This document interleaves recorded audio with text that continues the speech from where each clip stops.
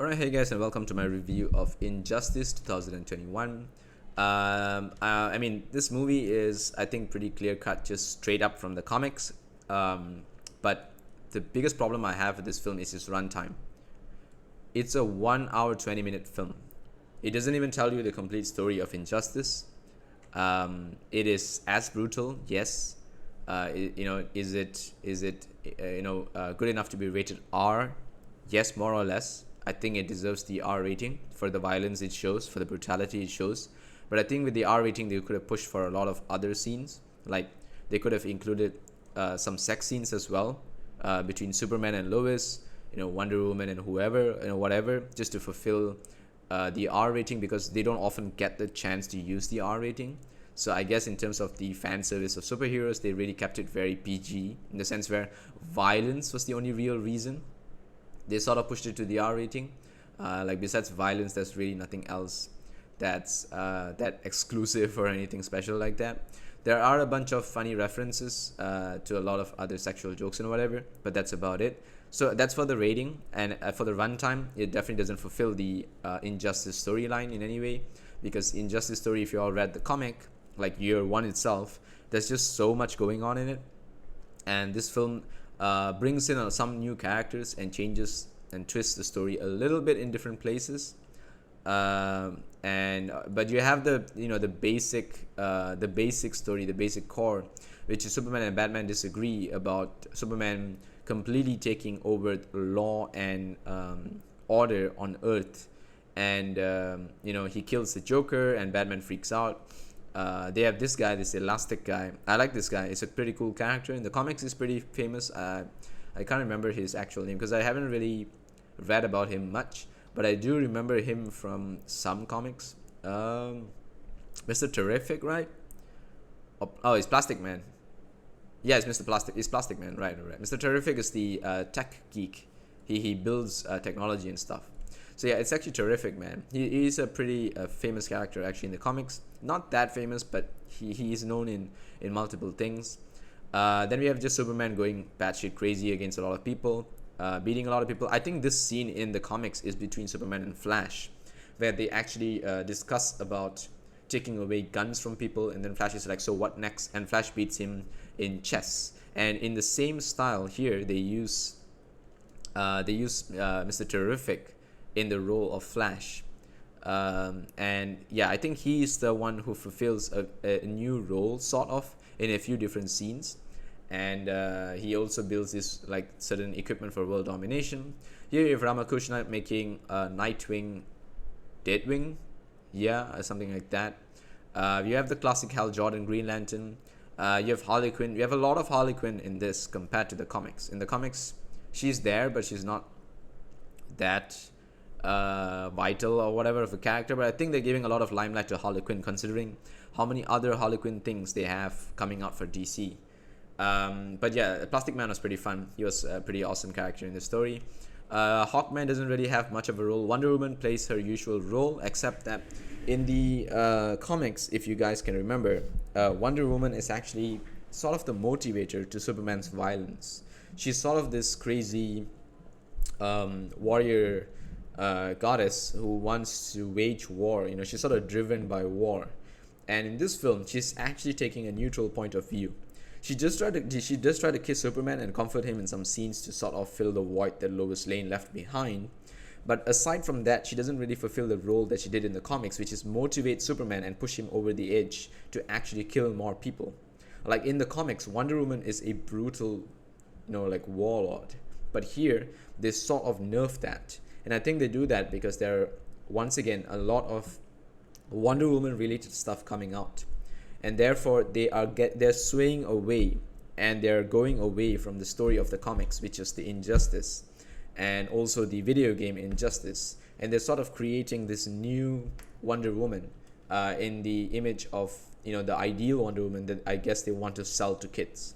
And there's nothing wrong with that. It's just that carrying the title Injustice and just showing more justice just doesn't seem like that great.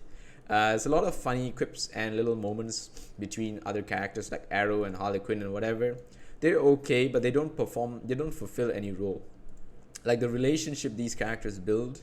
Like she's a villain, right? She is a villain. She would have killed Green Arrow, in fact, in a few scenes. But for the fact that their relationships that they build and the jokes that they make don't really amount to anything, like they don't amount to any weight or any scenes where these characters sort of help each other later on, means that all of those scenes are just there for flair. There's no real use to it. You already cut down the movie to 1 hour and 20 minutes, making it extremely short, not even telling the proper story, or rather the complete story of Injustice. On top of that, you have these moments that fulfill no role whatsoever. Aquaman yeeted out as he did in the comics. He just says, nope, I'm not a part of this, I'm going back to Atlantis. Shazam doesn't die in this. Like in the comics, Shazam gets his eyes like laser vision through his head, I think, and he dies from Superman, whereas in this one, Superman lasers someone else. Oops, sorry, had a little interruption there with the rain coming in. Alright, so anyway, yeah, basically, Shazam, I think, dies from Superman in Superman's hands. I think in this one, he kills someone else. I can't remember who exactly, but it doesn't. A few things are different, and I like those twists, but they don't amount to anything unique because it's so short that they can't show anything. Just besides a bunch of cool scenes, like they show Damian fighting Ra's al Ghul 1v1, and then Nightwing, who is now Deathwing, has to come and take over his body to defeat Ra's al Ghul. You see, your classic Superman Batman quarrels, but you don't really see Batman reacting much. Like, we get it, he's supposed to be the brooding bat, but even in the comics, you actually feel Batman feel bad in a lot of scenes, and him thinking and questioning things. In this one, we see a lot of that expression and emotion coming from Superman, but not so much from Batman. It's like Superman is still good, like there's still so much left to him, and this is still early on. And like all of a sudden, we go to the scene where Superman kills a whole bunch of Joker fanatics in a warehouse. Like, there's a lot of disconnection there because we don't see him really build towards that based on the events that take place in this film. Like, if you ask me, the good are some of the characters that they added. Okay, I like the introduction of some of these mirror guys and whatever. This Mr. Terrific taking the role of Flash in certain parts and whatever, Elastic Man and all these. So I like these twists. All right, these are fine. Putting different new characters or other characters in the place of previous characters to fulfill certain roles, but the story, like, has to fulfill the name of Injustice. Injustice is not a small thing. Oops, sorry, hit the mic. There's just so much lore to Injustice at this point in terms of the comics, the video game. I think there's also a new Injustice comic being worked on. I could be wrong, but I think I read one about last year, maybe 2 years ago, that they were working on another one, and I didn't see it yet. Maybe it's out. I have to check. But yeah, there's just so many, so much in the Injustice lore that this should have been at least 2 hours, like 2.5. They should have just added 1 hour to this film, and it would have been complete. Because as for the animation, the storytelling, the voice acting, all of that is great. But as for the plot that is built off this 1.5 hour film is just really, really bad. Like, you got the R rating. Why are you, like, holding back runtime? That's my biggest complaint of this film. Like, it just didn't show us enough. It felt like I was watching a single episode, or rather 2 episodes, of a TV series that's just not finished. And having played the game, like in the ending, like of this film, they show the other alternate dimension Superman being called in by Mr. Terrific's technology to beat the current Superman, and we all see this at the end of Injustice Year 1, or rather Part 1. And of course we know it doesn't end there, because Superman gets gets locked up in the Red Sun prison, and then there's more to the story where they have to release Superman because Brainiac invades and all of these sorts of things. So there's just so much left to do, but I'm worried, having seen this first film, whether a second film is ever needed if they're just going to make it another 1.5 hours. They rather release this as a series, like a 1 hour part or 40-minute part episode for like 8 parts or 10 parts or whatever, to tell the complete story instead of this half-hearted story. Like, once again, if this was a standalone film that didn't base off the original core story of Injustice, I would have been fine, because it's like, whatever, it feels like just another episode of another weekend. something like what they did for the Long Halloween. The Long Halloween, there was like the first part was really good. The second part, I don't know what the hell they were trying to achieve there. But yeah, it feels very similar in terms of that. They just try to make it their own film using the title Injustice, and it just doesn't stand up to it. Like, look at this scene, right? This is the scene we should have got. Like, it is in the cover picture. This was not in the film. Think of that. This is false advertising, is what it is, if you ask me. This scene, this particular scene of Superman, jumping against this Batman in this body armor suit with Wonder Woman holding him back. Like, this is metaphorical, yes, but this is not what happens at all in the film.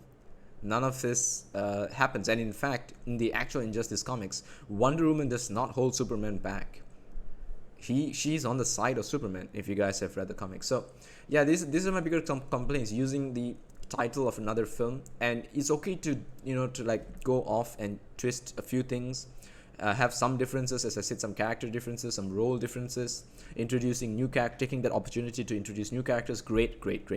But cutting the story off short, having won the R rating and not making full use of it, I feel it was just underwhelming in a lot of ways. So for me, as much as I love the Injustice lore and the Injustice comics and the story itself, I'm gonna have to rate this a 3 out of 10. Okay, this was bad because they used the name of an already established franchise and destroyed it.